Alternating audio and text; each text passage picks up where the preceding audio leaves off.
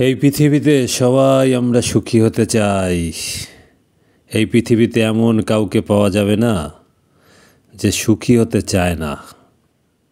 অনেকেই আমরা ভাবি অর্থ করি, শিক্ষা দীক্ষা, পরিবার, সামাজিক অর্থনৈতিক প্রতিপত্তি মানুষকে সুখী করতে পারে।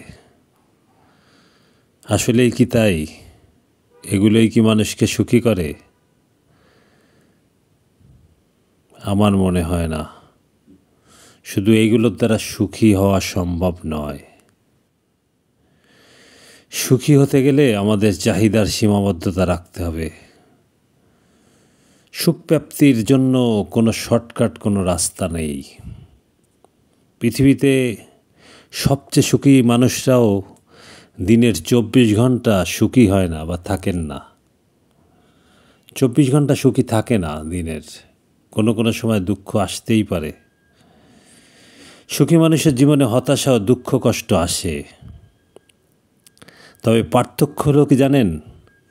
সুখী মানুষরা হতাশা, দুঃখ কষ্টকে সহজভাবে গ্রহণ করে।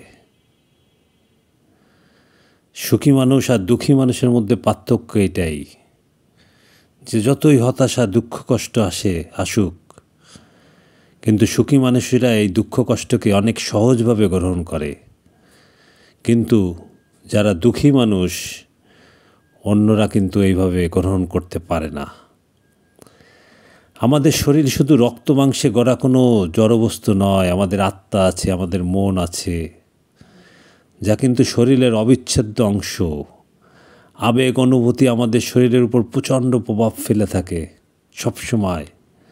এই আবেগ অনুভূতি শরীরের উপর একটা প্রভাব ফেলে, সবসময় ফেলে। এটা বস্তু জগতে ক্রোধ, লোভ, লালসা, মোহ, ঈর্ষা, প্রতিহিংসা আমাদের দুঃখ, কষ্ট, অশান্তি, অসুখ ও ধ্বংসের কিন্তু মূল কারণ। আমরা তার সততা, সৎকর্ম, অটল সৃষ্টিকর্তা প্রীতি দ্বারা উল্লেখিত বদগুণ থেকে নিজেকে দূরে রেখে এই পার্থিব জীবনেই পরম স্বর্গসুখের স্বাদ লাভ করতে পারি। তবে সৃষ্টিকর্তা মানুষকে নিয়মতান্ত্রিক, স্বাস্থ্যসম্মত জীবনযাপনের আদেশ দেন। আর সেই আদেশ, বিধিনিষেধ মেনে চললে জীবনে শান্তি আসবে, সুখ আসবে। সৃষ্টিকর্তার উপরে যার বিশ্বাস যত দৃঢ়, বস্তু জগতে তিনি তত সুখী। সুস্থ, সুন্দর, সুখী জীবনযাপনের জন্য প্রকৃতিতে হাজারো নিয়ামত রয়েছে।